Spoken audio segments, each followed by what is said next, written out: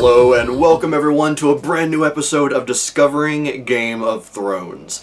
Yes, finally we're getting back to another episode. I apologize for the constant delays, but from here going forward, the schedule is going to be that Game of Thrones will be coming out on Saturdays, and also it will be week to week, finally. Yes, so we'll actually be able to get moving on this and hopefully get caught up with the show. But the episode I'm going to be talking about today is The Wolf and the Lion. And oh my god, things finally get going, like for real, in the show now. But I'm getting ahead of myself. Let's get started with my favorite parts of this episode. Starting with just the scene when the Hound stops the mountain. And the scene revolving around the mountain, I'll get to in a little bit. But just that scene right there was really good.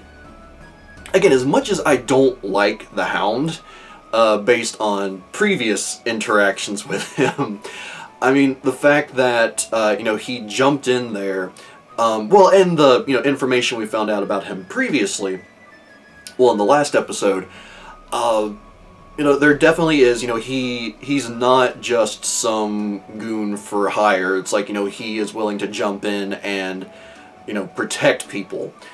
And, basically, yeah, it's, and this is another thing I'll actually talk about in my next point, but when, Sir Loras raises his hand, he's very embarrassed. And the line he says is, is it I'm no knight or I'm no sir? I think it's I'm no sir. But just, to me, it seems like, just this being very humble.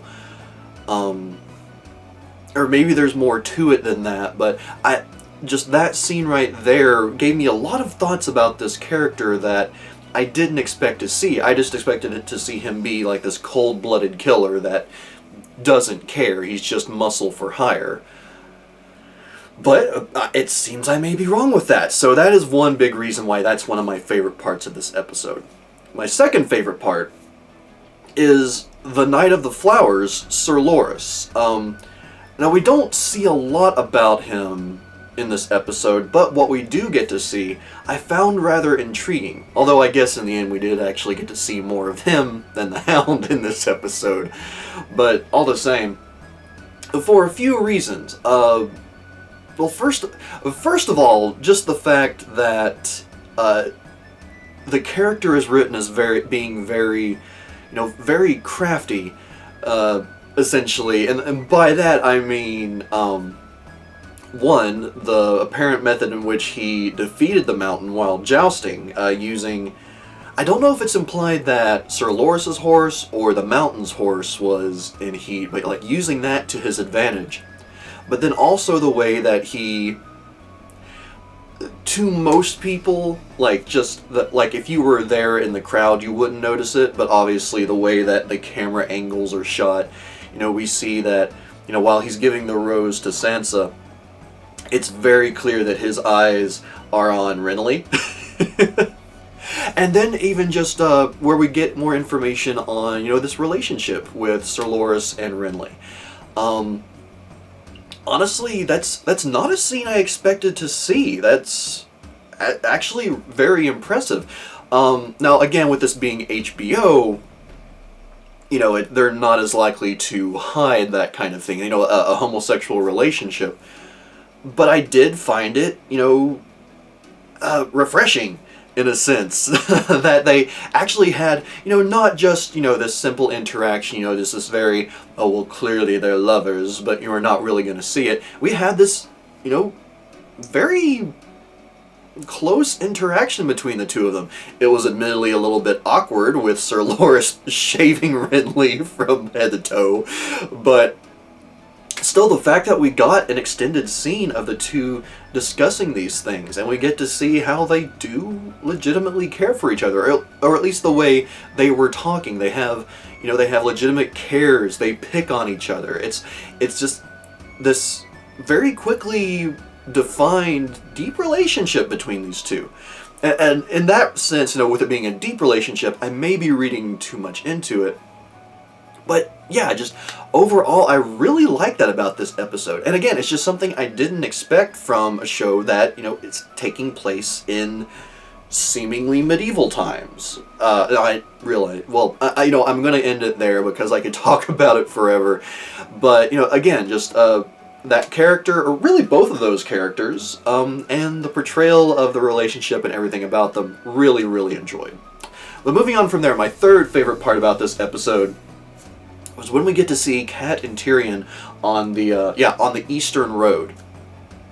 For several reasons. First of all, just the defining of the story, the discussion, or, well, yeah, I guess you could call it discussion between Cat and Tyrion and the other people. One, they had the minstrel with them, which I didn't expect, but it was pretty funny. Just seeing the minstrel sing this very, insulting song toward Tyrion, as much as I love Tyrion.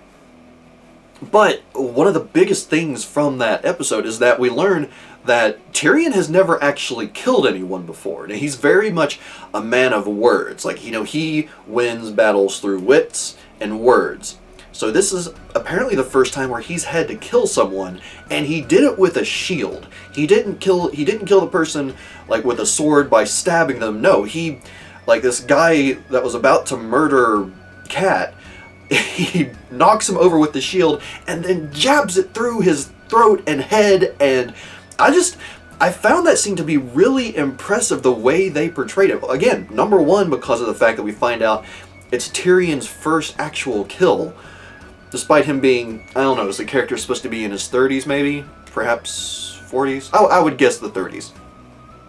But yeah, just everything about that I found really impressive. And, after that, obviously, they let Tyrion continue riding without being tied up or hooded, because they find that, okay, there's some honor about this character. Now, from my personal perspective, they don't really have to worry about that anyway. But again, Tyrion is, he can definitely be tricky. Again, he, wins through words and mental gymnastics, shall we say. But at the same time, they find that, okay, we can trust you to at least not betray us, maybe? I don't know. Maybe those might not be the right words, but all the same. From there, they allow Tyrion to ride as normal, not as a bound and gagged captive. I was about to say cactive, which doesn't make sense because it's a word, or rather it's not a word. Can you tell I'm not on my ADHD medication? But moving on to my next favorite part of this episode, it's during Bran's lessons. And this one is rather simple, but it does take place for a few reasons. One, we get to hear sort of just this little bit of additional information, you might call it exposition, about these different characters, these different lands. Very minor details, but we do find out that the line, a Lannister always pays their debts, or always pays his debts, whichever. It's not their official motto. We don't actually find out their motto, but the fact that Bran has fun with that because he just starts spouting out different lines, which irritates the teacher clearly. But that was a great scene. And then there's a little bit of interaction with, I'm forgetting his first name, but Greyjoy, which is one of a few scenes with him that comes up in this episode. One of which I won't list as a favorite just because of the interaction with the character that he has, but it makes it kind of clear that just because of the things that Greyjoy says, that there's definitely some strong insecurities on his part. He claims to love and appreciate the Starks, but at the same time, there's definitely some insecurities there. So yeah, a lot happened during that little scene, mostly small things, obviously. But I think probably overall my favorite moment of that part was just Bran being a bit of a brat overall. But okay, moving on to my next favorite part. It's when, and it's probably one of the most adorable things about this episode, but when Arya goes cat hunting, and she's just chasing this little kitten around, and it's adorable.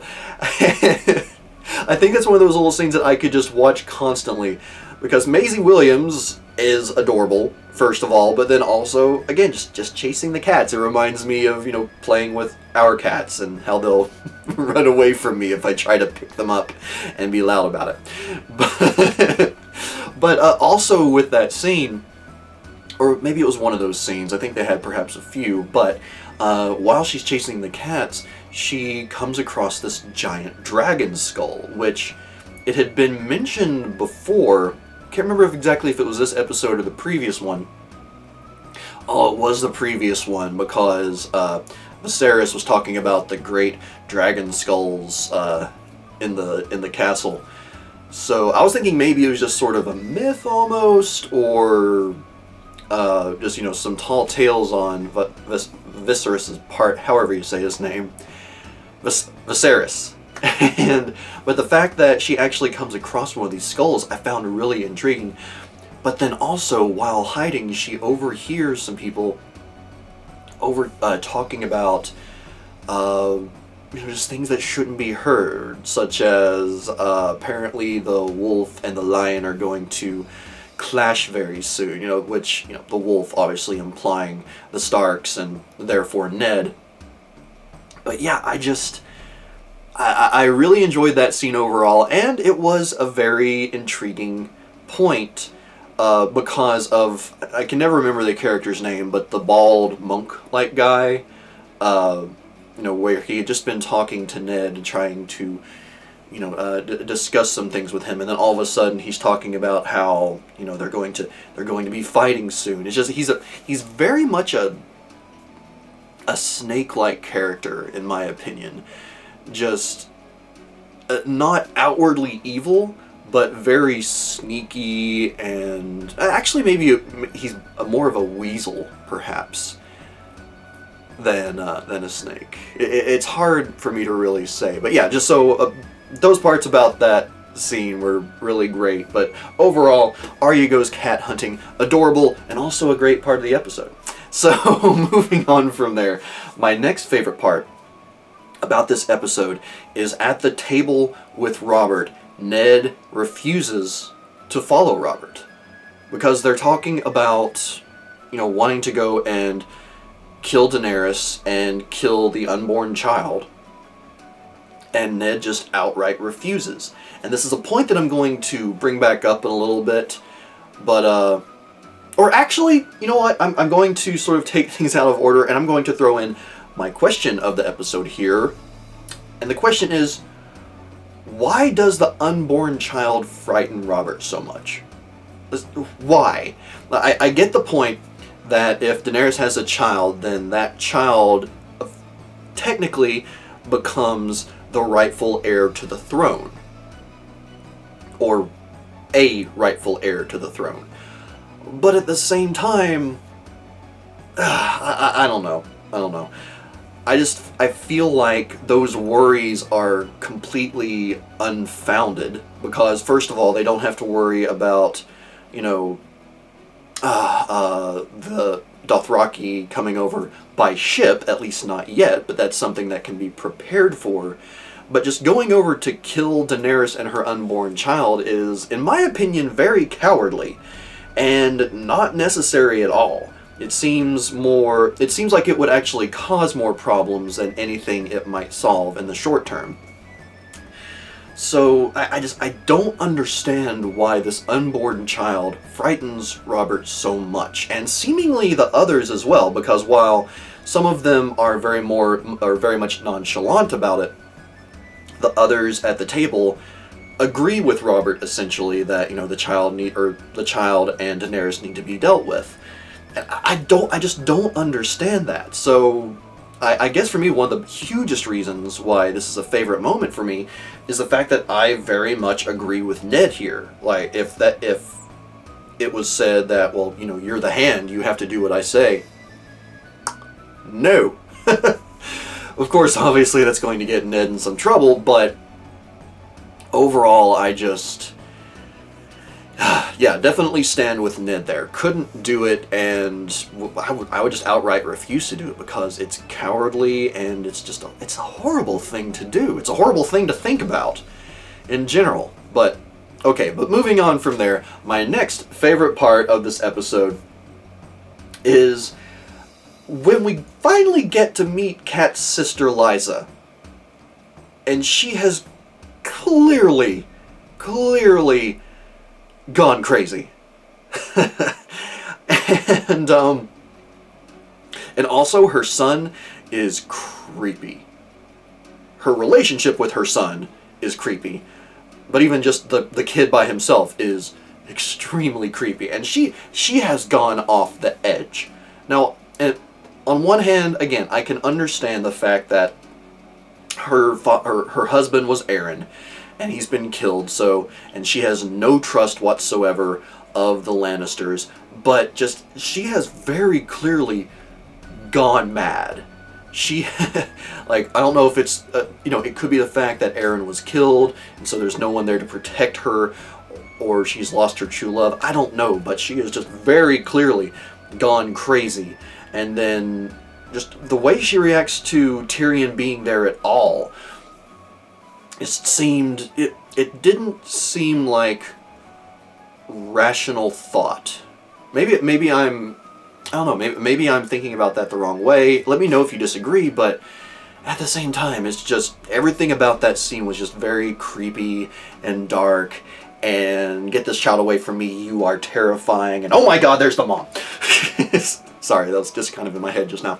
But yes, so she's crazy. And I'm interested to see if she appears in the next episode or not. Since Tyrion is trapped there, I would assume so.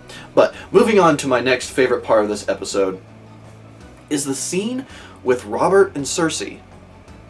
And it's really an interaction that we haven't gotten with them until now in the show. Like, they've been seen together, they traveled together, they put up with each other. But this is the first time that, while they openly acknowledge that there's not really any love between the two of them, at least not anymore. Cersei herself says that she loved him at some point. Or was it Robert? I think it was Robert that said he loved her, but maybe Cersei never did. Can't remember exactly, sorry. But just that discussion between them. And even if they don't love each other, it's very heartfelt, it's very intimate. And they smile and they laugh together, which again is something that hasn't happened in the show with both of them on screen at the same time so far. So I really liked that scene overall. It was, in my opinion, really powerful. And possibly, in some ways, another sign that Robert might not live much longer. I don't know, that's just the feeling I get in general. But, moving on from there, my next favorite part of this episode is the fact that we get revealed another one of Robert's bastard children, in this case, a little girl, which is sort of the continuing journey, you might say, or the continued investigation that Ned has been conducting into, what's been going on here, what was Aaron trying to figure out before he died. So I just found that interesting that this is the second bastard child that we have been introduced to, and I'm curious whether or not we might learn of any more. That could be, well, no, I guess if Robert doesn't claim them, they can't be an heir to the throne.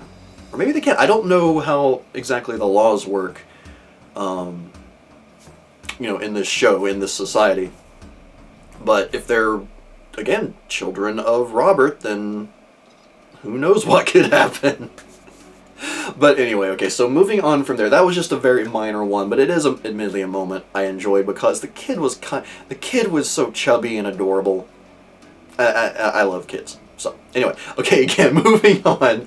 My next part of this episode was technically in that same scene, but when Jory gets distracted.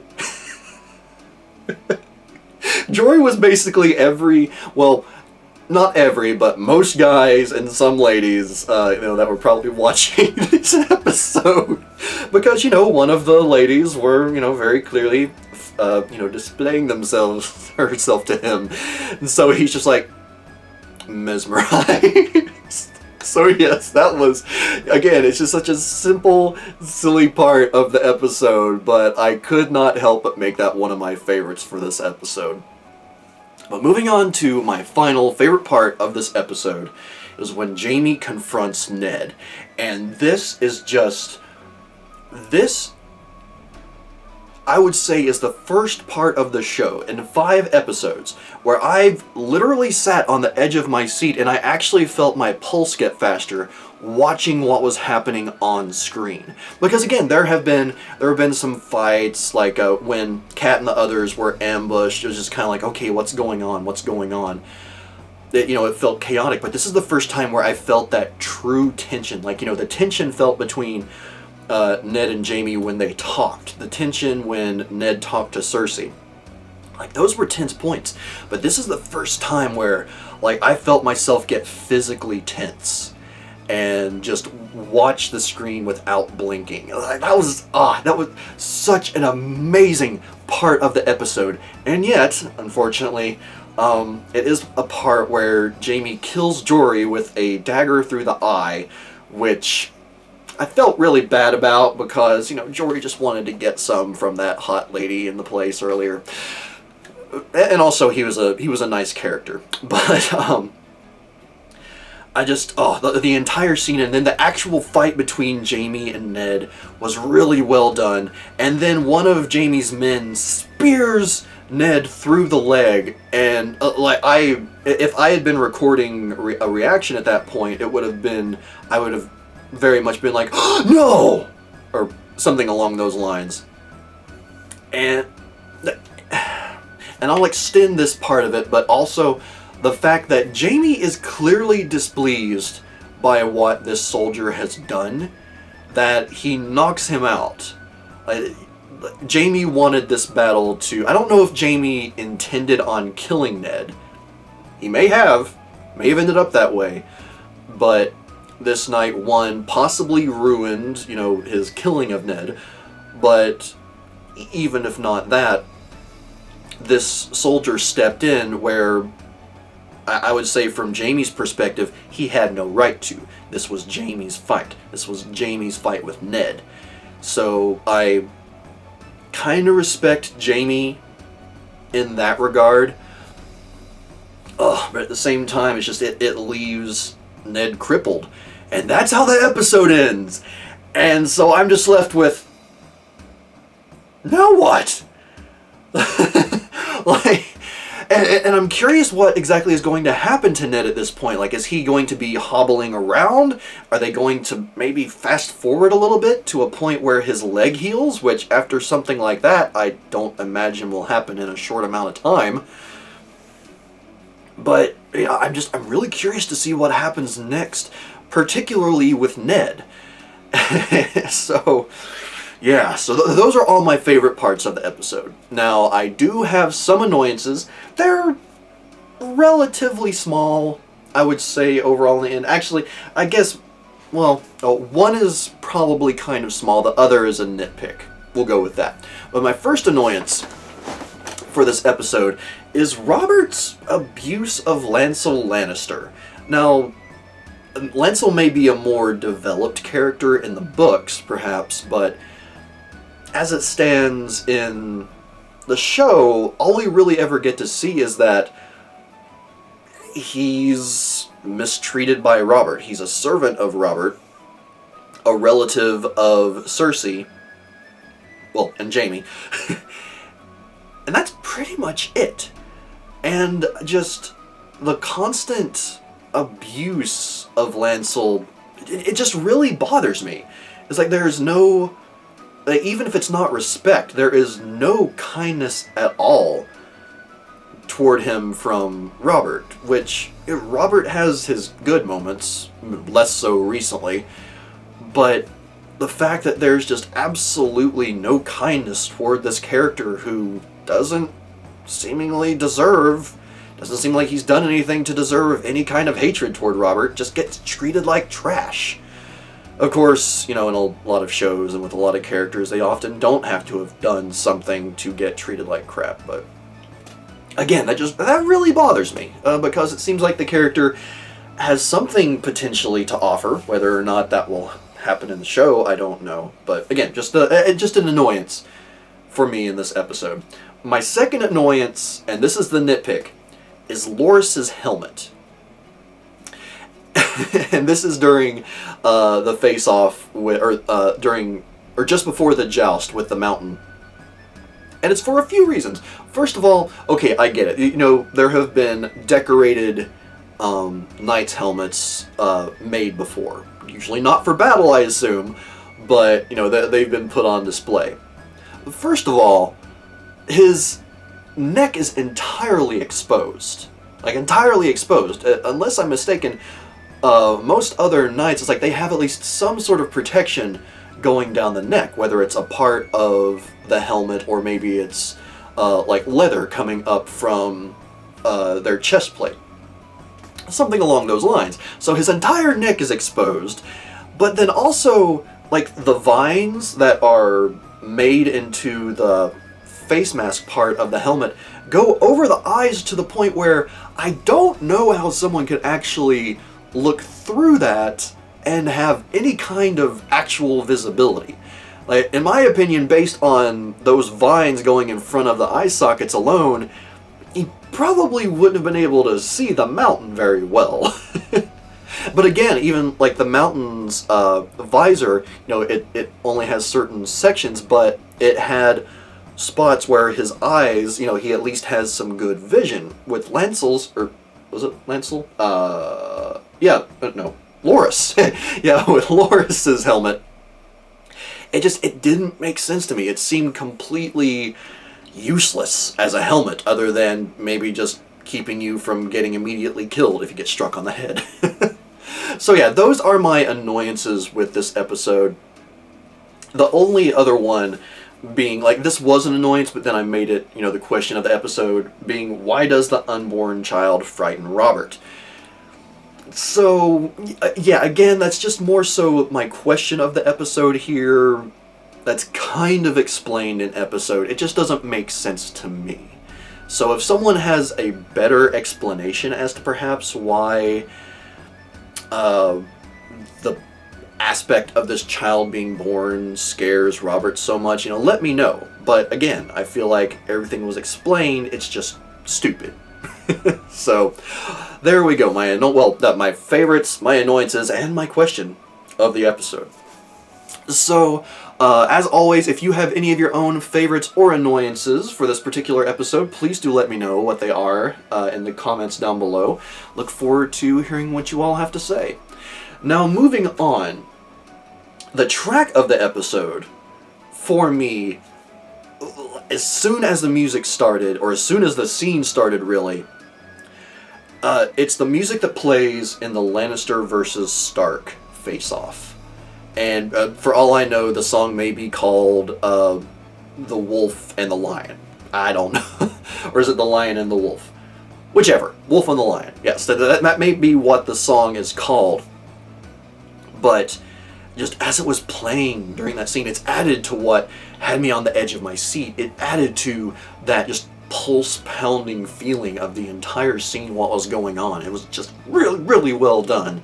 So yeah, definitely the track of the episode for me. Now, moving on, I don't have any theories, per se. Yeah, there's nothing really I could come up with as far as just an overall theory.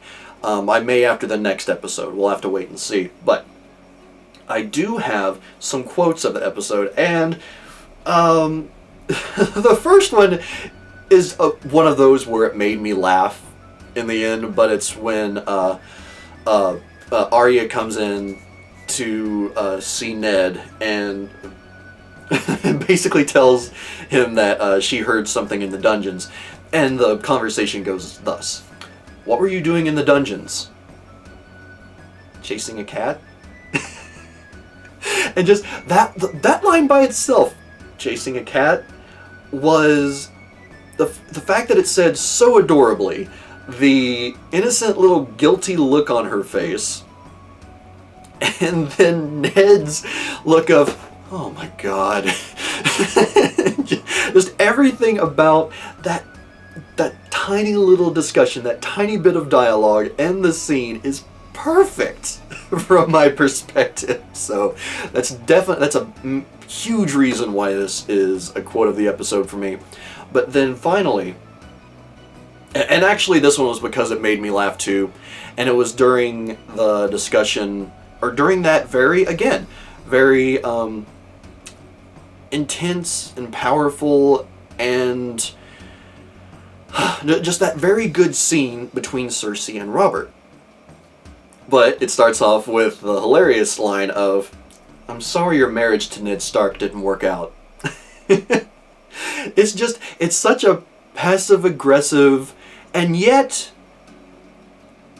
seemingly loving line. Again, there's not really any love between the two characters, but I did enjoy that line in and of itself. And again, the fact that it was part of that scene between those two just really made it work. So those are my two quotes of the episode. Please do let me know if you have any of your own. I mean, as with most of these episodes, there are some great lines. A few others that I can actually think of, but, you know, these two definitely won it out for me. And you might notice that recently I haven't really, or maybe I did in the last episode, but anyway, I don't always use a line from Tyrion, which seems like blasphemy. But, you know, if I always use a line from Tyrion, then, you know, it might get a little bit monotonous. I don't know, maybe not. But, anyway, that's besides the point. Moving on to my WTF of the episode. And it was very early when the mountain goes crazy. Starting with, well, obviously, understandably, he's upset that he lost during the joust. But then he calls for his sword and cuts his horse's head off, which was a crazy graphic scene. But then he just starts raging, you know, getting ready to attack Loras. Did I get the name right that time? Yes. Attacking Loras, and possibly even getting ready to attack the king. It was hard to say. But just, that was the main part there, where it just starts off with him cutting off the head of his horse. Just blew me away. And I very audibly said what, you know, WTF implies. Yes. Anyway. So yeah, if there were any others in this scene, I would say maybe a close second would be where the soldier puts the spears through Ned's leg. But overall, just the scene with the mountain is definitely the WTF of the episode for me. But again, like I said, I don't have any theories for this episode, so overall thoughts. The show just feels like it keeps getting better and better, honestly. I feel like the first episode started the strongest, and then it felt like it went down just a little bit. But it's definitely been picking up since then, and this is the strongest episode by far, so far from what I've been watching. And the way they capped it off with that confrontation between Ned and Jaime, and just the way it ended, just with all that tension, all that coming out into the air like that. There's so much that I loved about this episode. So yes, it's definitely a huge thumbs up from me on this one, and I am definitely ready to get into the next episode, which it has been requested that I do a reaction for. And because of how strict HBO can apparently be about people doing reaction videos, I'm not sure if I'll even be able to do a full reaction, but I will get at least an edited one put together for you all for the next episode. And then we'll get into the review of that one as well. So, yeah, until next time for A Golden Crown, thank you everyone for joining me for this episode of Discovering Game of Thrones. I cannot wait to get, again, into the week-by-week schedule that will be going on henceforth. Again, you know, on Saturdays, not Fridays, but on Saturdays. And yeah, let's get into the, not the Golden Crown, but a Golden Crown, which actually reminds me of a line from, I think, the first episode, or maybe it was the second episode. But before I ramble on too much more, thank you everyone, once again, for joining me here, and I will see you next time for the next Discovering Game of Thrones. Until then, later days.